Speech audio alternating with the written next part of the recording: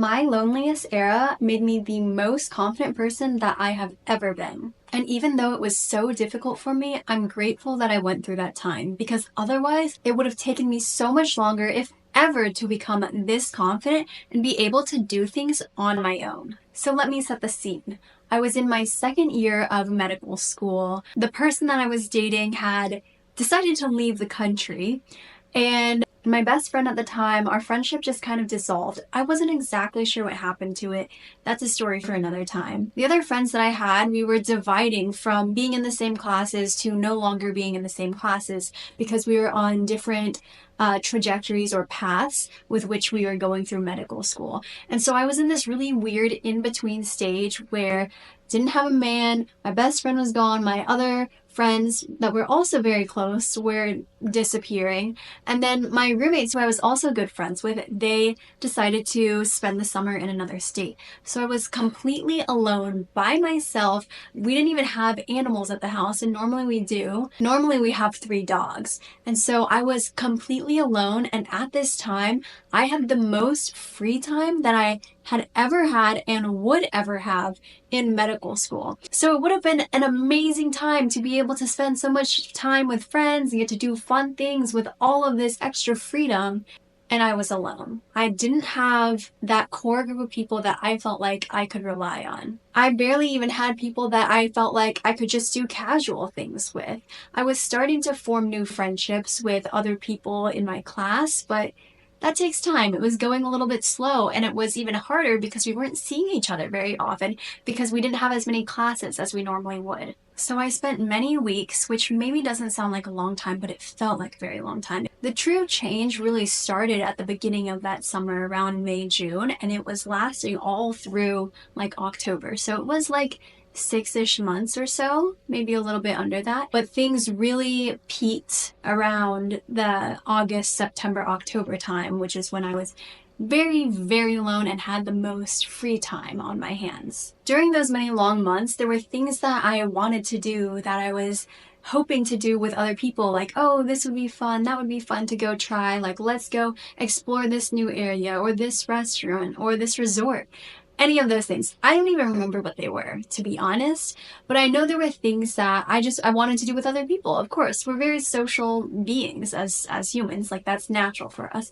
And so I was waiting around to have the right people or the right person to go and do these things with. And there were times where I had reached out and wanted to do something and didn't really get a response or anything. I'm not sure what that was from. To this day, I really don't know. But these people, they did become my friends later on. They became good friends. So I don't think it was anything negative, but it was just, that was what was happening at the time. And so there were things that I wanted to do that I was just putting off. Oh, one thing that I ended up doing on my own was going to this like girls event. It was like a yoga activity out in the park, and I ended up just going alone. And it would have been so fun to be able to go with another person and have a friend there and be able to meet new people that way. But I ended up doing it alone because who else was I going to go with? And it sounded like a great event, and it would be a great place to meet new people. So that was one of the things. There were many other things where it's like, I want to do this thing and I want to do that thing and I want to explore this area, but I didn't have anyone to do it with or go with. And I'm sure a lot of people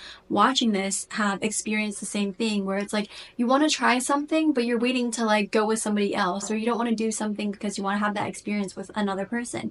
And I think that's great. And also one of the lessons that I learned was you can't wait for other people. You just never know when those people are really going to be around, when it's actually going to happen. And you don't want to spend your life waiting for other people, wasting weeks, months, years of your life where you could have done something exciting, something fun, something adventurous, but you didn't want to do it alone. Whereas I want to tell you, you can do that thing alone. I thought I couldn't do things alone because they were dangerous, it wouldn't be as fun. Mostly the danger thing, like the safety level of it was what held me back. And then one day I just decided to go to this Taylor Swift themed like DJ night. It was just her songs all night long, and I knew it'd be safe with those kind of people. Like, it's just gonna be a bunch of Swifties out there. Like, they're generally good people, and like I knew I would be able to make friends.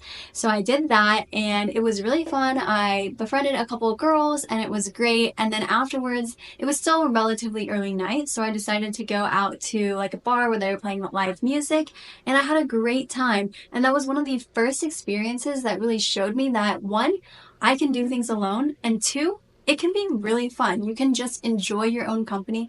You can meet new people. You might not be friends with those people for the rest of your life or a prolonged amount of time, but at least you can have fun for one night. That was another lesson that I learned, is I really wanted to make new real friends out. But a lot of times, like, your lives are just so different if you're meeting in such a random place that things don't always align. And that's okay too. You can have fun in the moment and enjoy what it was for that time. After that, I started doing more and more things on my own. Even when I did make more friends and like get closer with them, sometimes they're not available or they don't want to do whatever it is that you want to do. And so I learned the lesson of not just waiting around for the right person or the right time, and just doing it on my own and really just enjoying my own experience, my own presence, because you can go out and just do it for the experience, because you can go out and have fun on your own. You have to decide to make yourself your own best friend. Find joy and excitement in whatever it is that you're doing. Being present is really key to having fun, and make sure that you're going out with the right intentions and the right vibes. Having those experiences really helped me come out of my shell more. And it was also the time where I was learning to really tap into my authentic self, and I was naturally putting other things into practice to become more confident, and that was just part of the journey. What's funny is I actually started to love doing things on my own. Like, even now, I still really like going places on my own, and sometimes I even prefer it, because sometimes I feel like I have more fun just on my own. Because one, you can do whatever you want, you can go whenever you want, you can leave whenever you want, you can look at things, it's all in your hands, it's up to you. I used to not talk to strangers or be super like outgoing or social, and then I decided that I had to. Which is not really natural for me, because I am an introvert. Like, that is true, but a lot of people think that I'm an extrovert because I can be more outgoing, and I haven't always been that way. It took time, it took practice, it took just being excited about the experience, excited about life, just talking to people for the fun of it, finding joy and entertainment in yourself. And entertain yourself by just talking to other people, having good conversations. For example, I was at an event a couple weeks ago, and this was super simple, but there was this group of older women, senior women, 55 to like 80 years old, and they were on a dance team, like a pom dance team. And I love dance. I did dance team in high school and college. And so I was like, oh my gosh, this is amazing. Like, this is gonna be me when I'm older.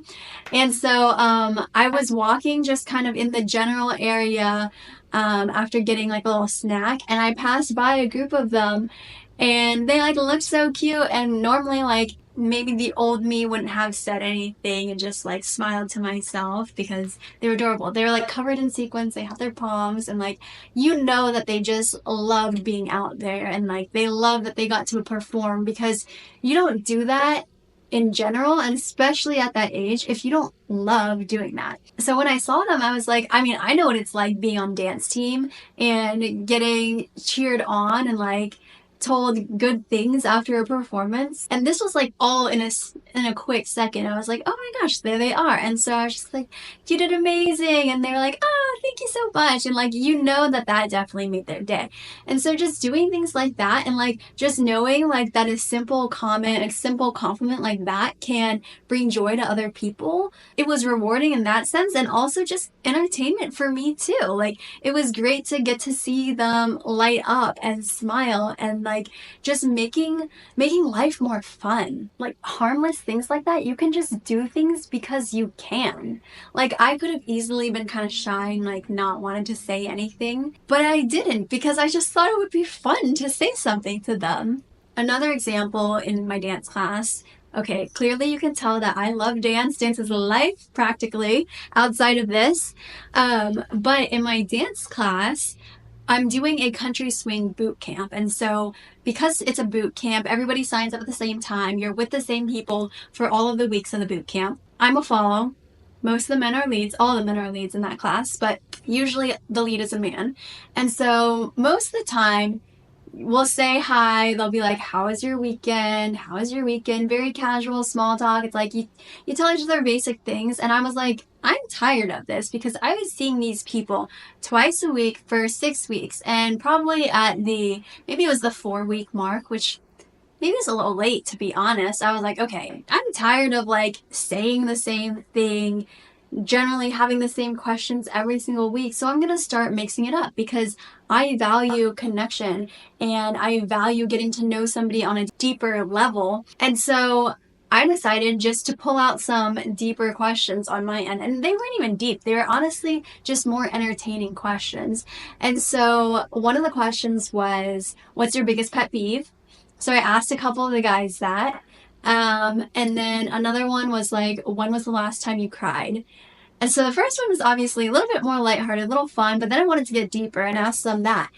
That's not a normal question to ask somebody that you don't really honestly know that well, but it was just entertaining for me. And they can go as deep as they want. They can say the honest truth or they can lie. You never know, but it's fun. It's just fun to ask interesting questions like that. And so you have to bring your own spice to life because why not? And getting there took practice, it took experience, it took doing little things to be confident enough to just say things out loud to other people, to just have these random experiences and just being really okay with yourself, loving yourself, being authentic to you. Because if you got your own back, then it doesn't really matter what anybody else does. And that is one of the that's the mentality that I have, one of the almost like mantras, but it's not really a mantra, that replays in my mind when I'm deciding to make something more fun or just be more engaging and go out there and do something that maybe is a little bit scary or a little bit nerve-wracking or vulnerable even.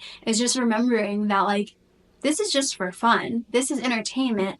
And also, who cares if they judge me? I don't care if they judge me because I've got my own back and I'm being authentic to myself. So whatever happens outside of me, as long as I'm not doing harm to others, doesn't really matter. You can do the craziest things, you can do the wildest things, and most people don't really care. Now let me tell you about an example where somebody actually did care. And it was in the dance class, and basically we were talking about how a lead must do something. I don't even remember what the exact thing was, but basically the instructor was like, don't be toxic as a lead. We're to follow and kind of talking about it in terms of romantic relationships as well. And so we were on the subject of it, and so of course I'm going to bring up, oh hey everyone, if you do know anybody that's in a toxic relationship, send them my way. Because I want to help people. Toxic relationships, there's a reason they're called toxic relationships. Of course I want to share that and just let people know of what I do. And that literally took less than 10 seconds. And I know that, one, because I was there and I said it, and two, I got a message after that class saying, I respect what you do and your enthusiasm about it, blah, blah, blah, blah, blah. And also, I was annoyed with it and I held on to that and I'm sorry for it. And so I accepted the apology, and also that could have been taken as a little bit of a rejection of maybe I shouldn't have done that. Maybe I was wrong. Oh no, what did they think about me for doing that? I must be so annoying. And those thoughts might have very, very briefly crossed my mind, but at the same time I knew well, I was being authentically me. There was nothing wrong with what I was doing. And it was literally less than 10 seconds of time that got taken up from it.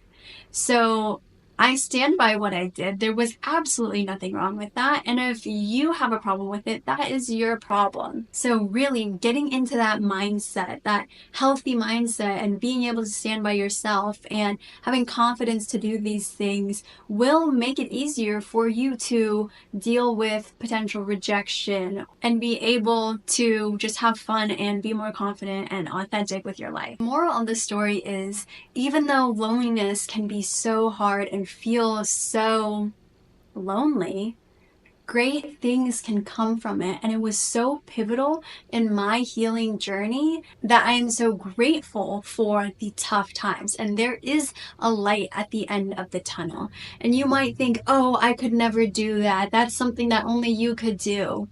That's not true, because that's something that I couldn't do either. I was there too. I would have had those same exact thoughts. I would have been too insecure to really put myself out there. But with time, with mindset work, with practice, with being active and trying to do new things, I gained more and more confidence every single time. And if that is still a struggle for you, because fear of rejection is huge for so many people, and I had it so badly. That's why I was a people pleaser and a perfectionist, and I was scared to be myself. And there are still things that I'm working to improve upon, but that fear of rejection is a mindset issue. It's a fear of rejection of the self because you reject your own self. And there are still times where maybe I struggle a little bit more, but it's so much better than it ever was before. Real courage, real confidence, and bravery comes from doing something even if you're afraid to,